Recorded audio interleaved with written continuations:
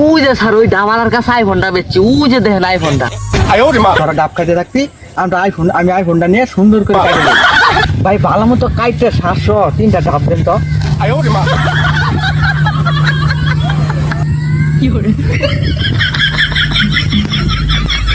ডাবটা তো মজা আছে ভাই, বিচি বিচি হুদ্দে ঠান্ডা গেলটা। আরেকটা ভালো থেকে ডাব দেন তো। আইফোন পাই গেছি, আমি এখন যাই, তোরা এই বিল দিয়ে আইস। দেখছ এসি ফিহালা আমাকে কেমন করে ফাঁসায় হয়ে গেল। ভাই একটা কথা কই। কি ভাই বলেন? পুরের মতো দেখতে এই জায়গায় একটা লোক বৈশা ছিল না, সে তো আপনার আইফোন নিয়ে বাগছে। আর নেক্কা সামান্য একটা আইফোন নিতে নিব, আমি তো দুবাই থেকে আইফোন 16 প্রো ম্যাক্স। তাহলে তো মনে হয় আমাদের ডাবের বিলটা দেন না না।